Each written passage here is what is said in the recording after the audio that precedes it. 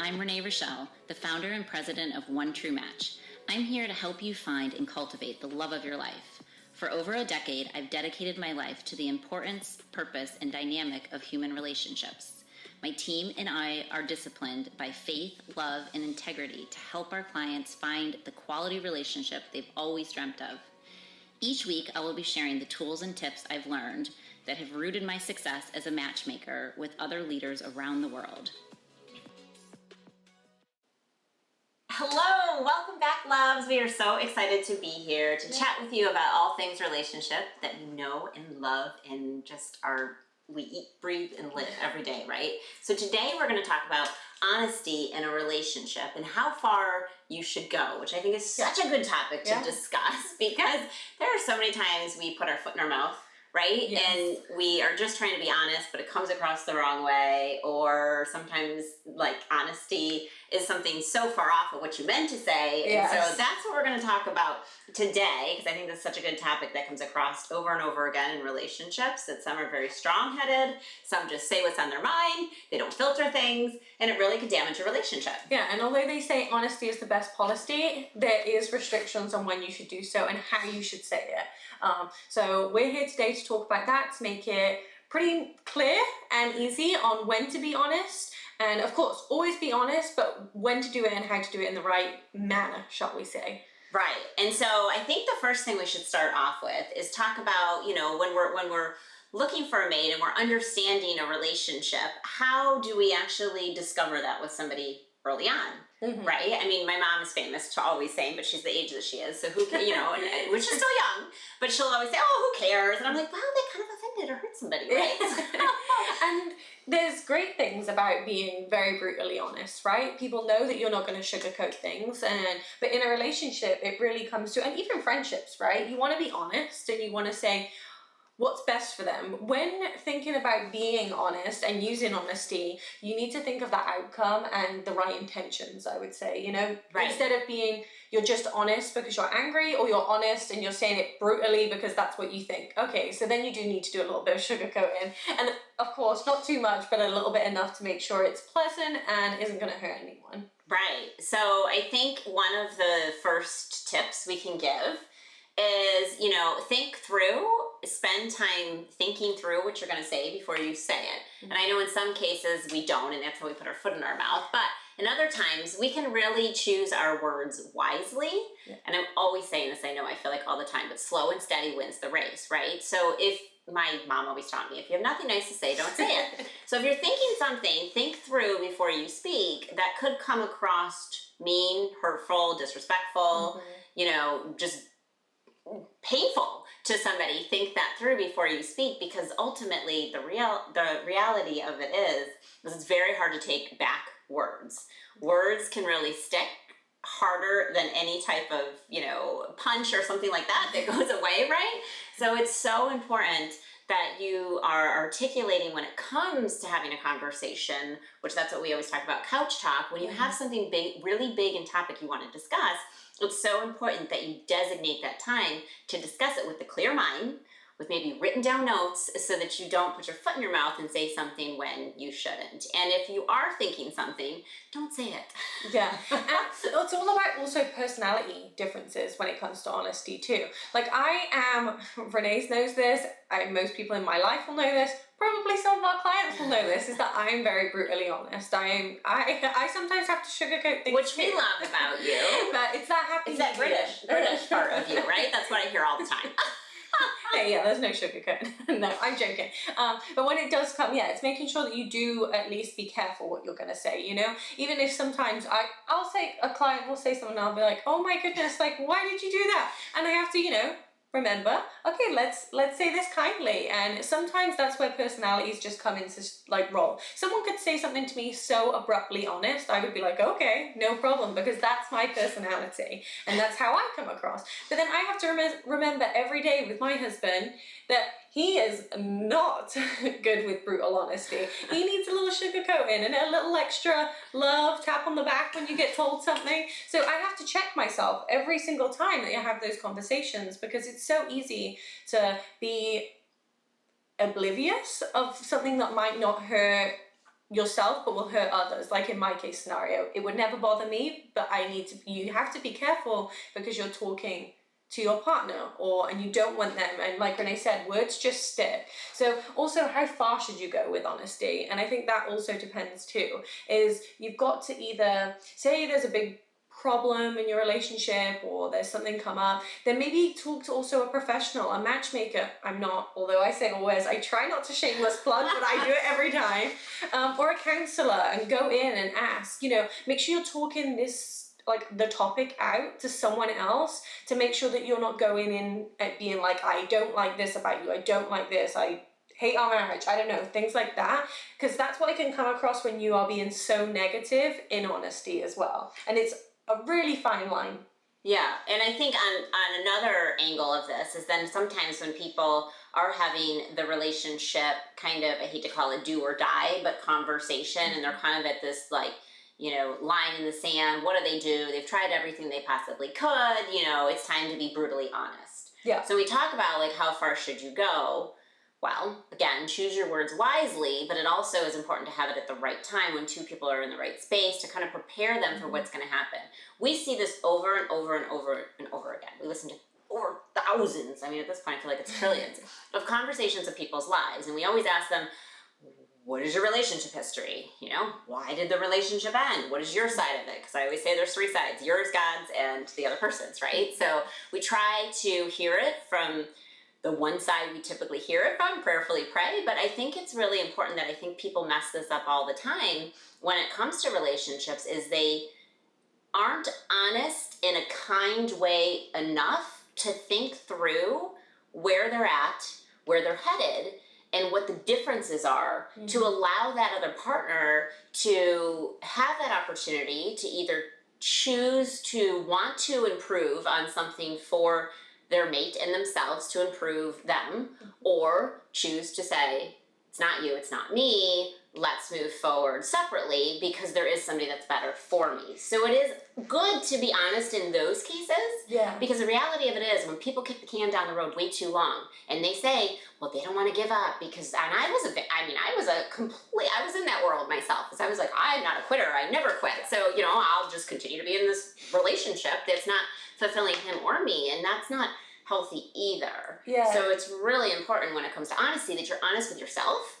You have plenty of time to reflect and think about it. Write it down. Think about it from your partner's perspective, because you should, if you're in a relationship with somebody, you should kind of know what makes them tick-tock, mad, happy, all those things. So choose the words that you know will come across in a very powerful, meaningful way, but also with your own heart in mind, so your honesty isn't being lost. 100%. And I also think then when it comes to the opposite of kind of what you were saying as well, is that sometimes people don't know when to be honest. Like they're being honest, but then they're sugarcoating way too much. So say, for example, a partner's doing something that's, hurtful to you, and you're newer in the relationship scene. And we find this all the time. And that's why, of course, oh my goodness, I was going to say again, that's why you go with a matchmaker. That's all right. That's what we do. Honestly, that's what I'm going to say. But, we have a lot of people that come to us and say, oh, we thought this, but I don't know, they did this on a date, and now I've been thinking about it for the past 3 weeks, and I didn't want to upset them.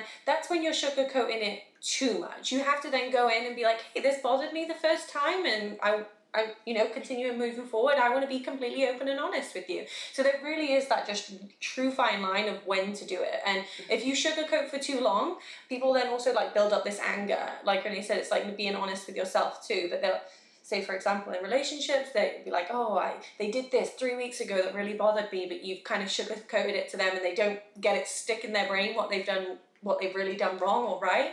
That you then can't go 3 weeks later and be like harmful about it. And so I think that's where the sugarcoating goes really wrong. Right, and I think bringing up a point, I've talked about this all the time, and we have been asked to do another podcast just on the 72-hour rule for anybody that hasn't really gotten into this, but I think that applies in so many areas, because it is amazing psychologically. You could do research on this endless. I did, obviously, for many, many years prior to coming up with this strategy, but is how we internalize things that hurt us, things that make us happy, I mean, it's like anything. The new shiny object is so fun and amazing until months go by. It's like a new cell phone, a new car. It's all great. And then all of a sudden you want something new because it's boring, right?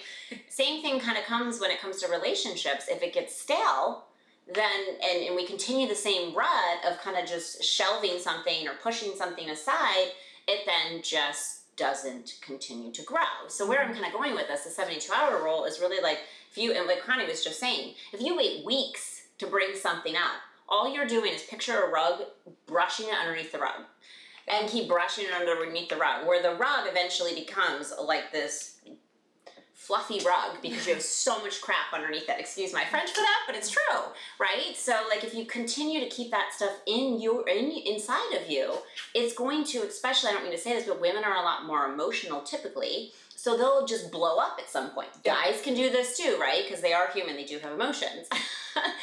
But it's so important that, you know, you're not festering too long in something, and if something, this is the other golden trick to this whole tool, is if something is bothering you continuously after the 72 hours that you do talk about it. If something does not bother you after the 72 hours, you've kind of forgotten about it, let it go. Yeah. Ask for forgiveness, move on, never bring it up again, and truly let it go. It's a choice. Yeah, I think, what was it the other day? It was funny, I was watching like Love at First Sight or something on Netflix, but those are the shows that are also really interesting, and also our research and what we do. But they were saying, you know, love is a choice, and right now, honesty is a choice, and letting things go is a choice when you do come into either these conflicts or when to be honest in a relationship. And it is a really, and some of you listen to this might not even think, oh, I've never actually thought about that, you know, I've never thought about being honest in the present moment. Or say you're like me and you're too brutal and you think, well, they're upset again because I said something. I know that I've been like that in the past, and sometimes I catch myself doing it. Like we say, we're all human, but it is really that fine balance of to remember to be honest. And I think it's always good to practice it in careers, in relationships, friendships, and it just sets you up for success. And like Renee said, using that 72-hour rule too also then allows you to know how you're going to approach something when you are being honest as well. Yes, and I want to bring up, I feel like another really big important part when we talk about honesty is know your self-worth. So I have seen it over and over and over again, and too many times, I even used to do it, right? Is that you don't want to be too honest, because like Connie's saying, you don't want to hurt somebody's feelings, or you're worried. I mean, then there's the other people that are like, she's brutally honest, so at the end of the day, she's not even thinking about it. She might be offending somebody, and honestly, unless somebody tells her, she probably has no idea that she even has. And that's good. That is good when it comes to constructive criticism, right? Which is helpful for us to grow. It's reading the room though. It is reading the room though, which is really, really important. But I think I find so many times people that don't have that gift to be able to do that are also the ones that aren't good at receiving it. Mm-hmm. So then what they don't do is they don't actually ever be honest with somebody, and then they continuously get abused. And so it's so important that you also know your self-worth in these situations. Don't be mad at your mate.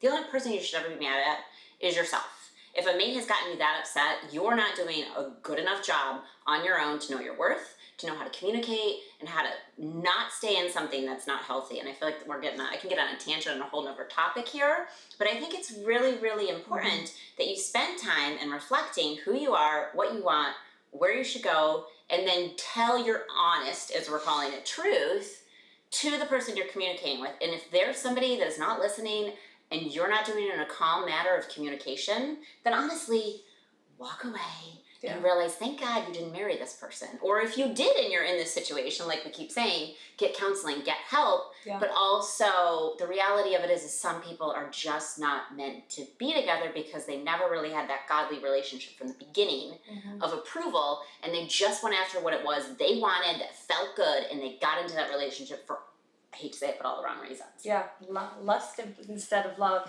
And also when it does come to honesty, and like you said, Renee, on focusing on yourself, but it's also, if you're going to just keep, and this is same on both sides, but either people pleasing or watching your mouth too much when you have to be honest, like you have to know within you what is the right thing to say and when to say it. And also being honest with how you're feeling, go and say back to the 72 hour, but reflect on yourself and make sure it's really being, when we're saying, you know, how far should you go? actually it should all start off with, that honesty in yourself, and then reflect into the next person. And it shouldn't go that far, in bad terms though, if it's bad honesty. I guess that's what I'm focusing on, because like I said, I can do it, so. Kind of love you. We always love her honesty. It's great. Just sometimes we have to reel it in so that somebody can take it for what it's worth, and not what she actually, just kidding. So that's the thing, is that I guess I'm focusing on the, more of the negative side, but then there's probably, I'm trying to think of what you're like, but it's like, I'm trying to think. I'm like, is Renee like brutally honest? No, I don't think she is actually. She would say it more nicely, but in a good way. Well, and I think that, thank you, Connie. I think that, yes, reading the room is important, which we did talk about. These tips and tools that we are sharing with you, the reality of it is think about these things before you get into a relationship. And this doesn't mean just... And practice it every day. You are, and she's amazing at it. And honestly, I think sometimes people, when we talk about how much honesty, how little honesty or whatever, the reality of it is I think sometimes people are not honest enough. So, this is a whole nother topic we're going to do a podcast on, so wait for the next one to come out on this, the continuation of this. But the reality of it is I think so many times, how many times I remember when I called off my wedding and didn't walk down the aisle. It's amazing how many people then say, oh, I knew that. You should have done that forever ago. Well, thank you for the 7.5 years. Nobody brought that up prior to going through that experience. So I think the reality of it is you do have to definitely figure out the fine line of what can you share. But if you've worked hard enough to build a relationship with somebody and you figure out the right time and the right way through, which we'll talk about how to have that open conversation and communication. I feel like we did a podcast on it. We can always do another one of how to have that conversation of honesty and a very approachable, calming walk away in a scenario where you've gotten the answers you want and you're not hurting somebody. Yeah. It is possible. So just think that through. Next conversation you have, next moment where you're like, I've got to be brutally honest. And I always recommend this. It just is so helpful to have 2 people take the personality assessment, have 2 people take the love language. The more information you know about yourself, the more information you know about your mate, the better you can go into it with the entire deck of cards. Yeah, knowing personalities is to know what to do, opposed to just having a quarter of the deck of cards and you're just blind to the rest. So I hope you look at that as a scenario you think of next time you're having a conversation, and we hope you always find value in this to share with others, and we love it when you write in and tell us the success you've had. Yeah, and if there's anything you're struggling with honesty, you can always write in or send any, certain questions you have on your mind. All right. We're going to love and leave you and hope you have a blessed day. Bye. Bye.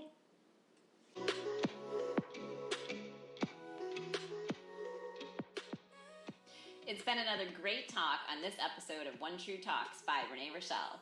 I look forward to our next chat. Please write in your questions and comments so I can be sure to talk about whatever it is you want to discuss in our next upcoming episode. Lots of love. God bless. XOXO.